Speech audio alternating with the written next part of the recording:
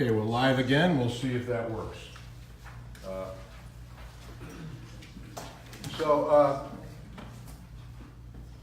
There are two slides that were not in here originally 2 weeks ago. What the changes are about and what they're not about. So what they are about is that we got what is nothing short in the survey world of an astounding response. 40% of the people, nearly 40%, 191 or 194 when I looked at the data, I think Barry said 194, responded. That's pretty impressive. I think it says a lot about the community as well. The two bullets underneath say how long to occupy before renting. 64% said 12 months or more being more aggressive, 15 months, 24 months. Rental caps, 74% said 25% as a rental cap or less, being 20%, 15% more aggressive than what we proposed. We also need to identify tenants that we really don't know, and there's quite a number of them in the community. People that rent rooms, things of that nature. Elimination of a mandated, and I called it a logical requirement. That's the street, sweep the streets every 2 weeks. Back, even worse. Which we're not proposing that we never do. We're just saying we're not going to do it every 2 weeks if we can. We'd like to eliminate that. Ability to pursue unauthorized activities and be a good neighbor. We'll explain that. To deal with the continual noise complaints in the stacked units. Reduce risk through uninsured owners, and this is explained in each of the successive slides that addresses that article. And the last one deals with the typical voting requirements used in most HOAs, which isn't really 67%.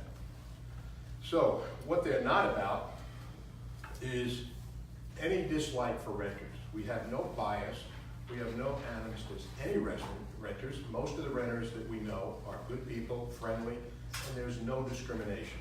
This is about what we believe is right for the community, though, in terms of a renter-owner distribution. And I would like to add that I rented at 360 for a year before I bought here. And I was very sensitive about the treatment of renters. Part of when I become on the board, I wanted to make sure that we treat all our residents with fairness and respect. And that is something that I see the board does. And if they weren't, believe me, I would call them on it.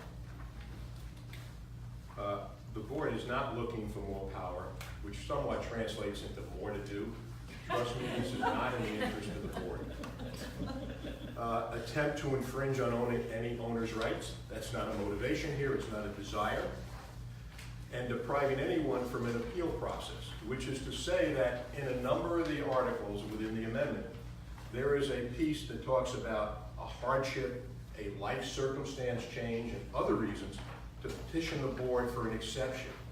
The board could not have necessarily included that. It could have simply said, this is the rule, 25%.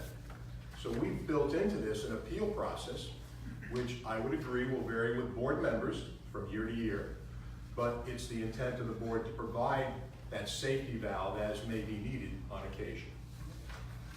So then the next slide talks about focus areas, and these represent the articles that we're looking to amend. So again, they're going to conform with each separate slide about that article. There's one slide on each of these topics that talks about what we're trying to do and why we're trying to do it. This is merely a summary. So the next slide,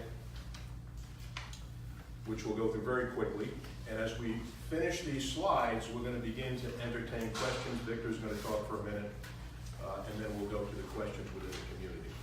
So 1.1 talks about adding the definition of a tenant as someone who has temporary use.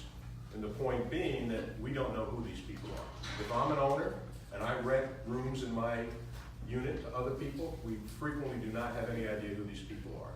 If I'm a non-resident owner and I'm renting a whole bunch of rooms, we don't often know who these people are. That's really the intent of what this is trying to do. So we know who these people are, they're classified correctly in terms of lease aspects and parking aspects, and to ensure they're governed by the community rules and documents.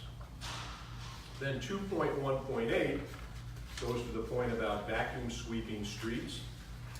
So this is something we want to do away with, and we want want to deal with it on an as-needed basis by the board in some manner, whether it's street washing, street sweeping, and among things that I know that I have worked on in the 4 years, trying to blacktop the streets. When we took over the streets from William Lyon, which George Antonini and myself were heavily involved with, was the most onerous task I've ever had, without question. Trying to get people to move their